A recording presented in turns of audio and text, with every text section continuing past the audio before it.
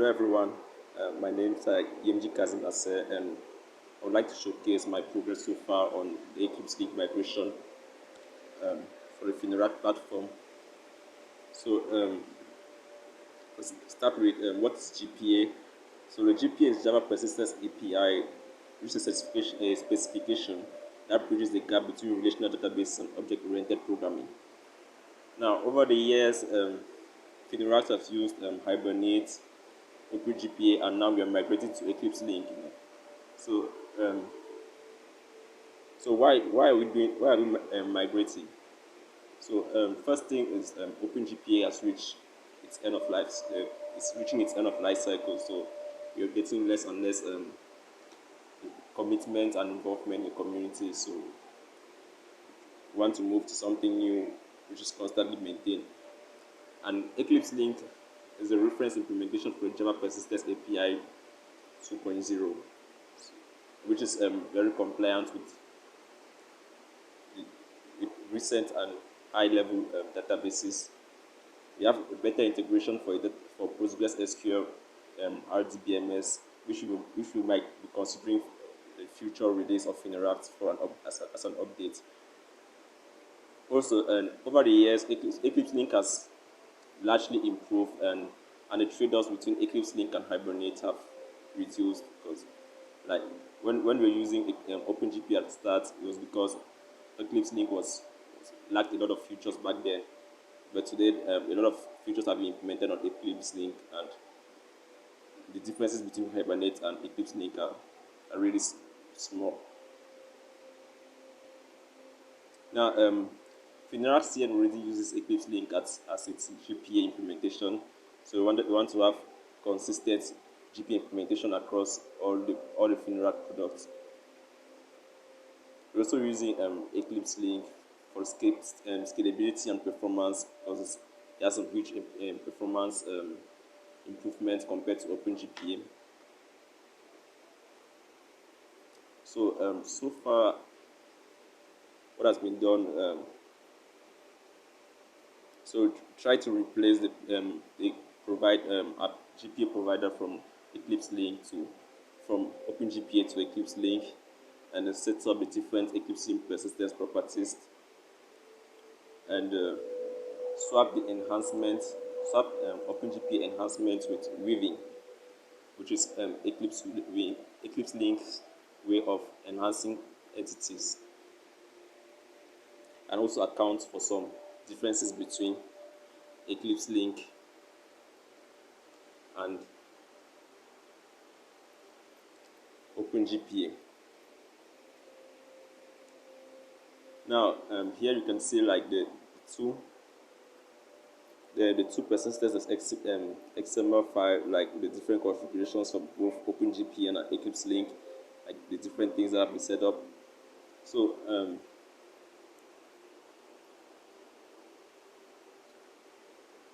that's some common challenges that we face in particular when doing this migration. Like the first one that was like, the first one that really struck me was the issues with persistence. During testing, I actually realized that a lot of repository save were not working. Data was not getting persistent during the transaction, and I actually realized this was because of the reuse of a particular persistent entity within a transaction. So EclipseLink did not actually commit a new transaction until the end of the transaction. So especially in cases where we have many relationships, where the ID of a sub entity needs to be reused within the same transaction. So most of those cases fail. I'm still struggling with one of those cases presently. So the next thing was default constructors. By default, OpenGP enhancement already added default constructors for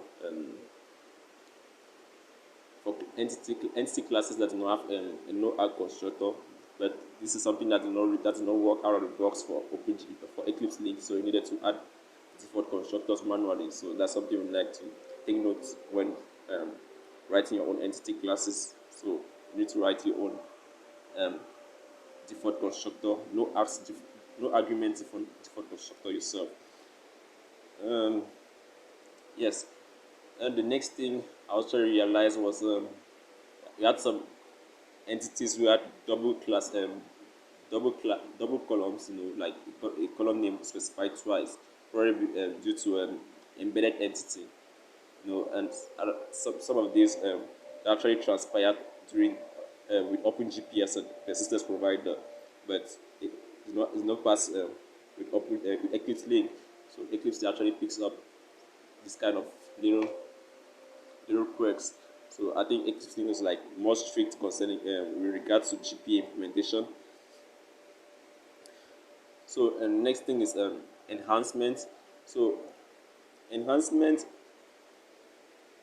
what is enhancement?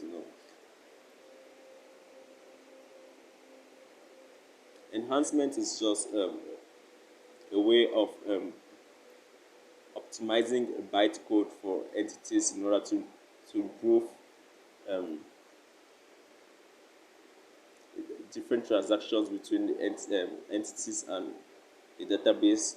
So it's a way of optimizing database transactions between entity classes and a relational database by adding some by doing some modifications to the classes bytecode. So during the migration, and we had OpenGP enhancement plugins that automatically did enhancement. And as I realized before, is OpenGP does not support runtime enhancement out of the box. And likewise, we had some trouble doing the same with EclipseLink. We had like two possibilities, two options like at hand. One was to add a Java agent to the current build in order to enable a runtime weaving, which did not still work as expected. So the thing what I did was I created a Gradle task to handle the weaving automatically, but this is just static weaving and not runtime weaving. So compile time weaving instead of runtime weaving.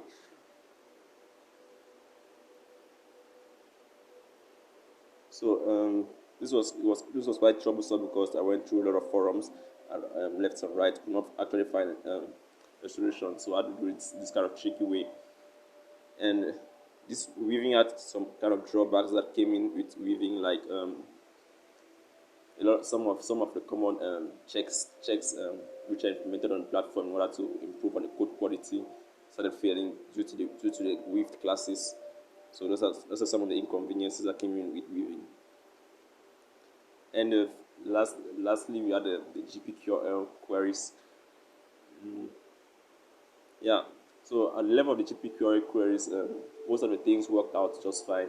So just had some 2 or 3 queries that were not exactly compliant, especially due to the way the variables were named in the GPQRL query. But I think the guys who worked on the OpenGP did a great work so far. So just had 2 or 3 queries to fix and put the proper query the way it was. So we also had like the way the query has to be written. You had to put a select from query properly. So what's left to do right now? Yes. So right now I'm stuck with a entity relationship problem where I have a many to one relationships and a one to many relationship where the child class is not persisted properly during a transaction, and it keeps on failing. So I'm working on trying to troubleshoot that. So and the next thing is, once I've completed this entity relation problem, most of the test cases which I've ignored so far due to this particular error, I think should be resolved after that. And the final step will be to add some few EclipseLink features to improve the performance and optimizations, like caching and like caching and query optimization. So in conclusion, I think I can say we've made like 70% progress on this migration. Well, especially because this could have been a lot closer to 100, but we haven't like we're not sure about the test coverage for Fineract so far, especially as far as integration tests are concerned.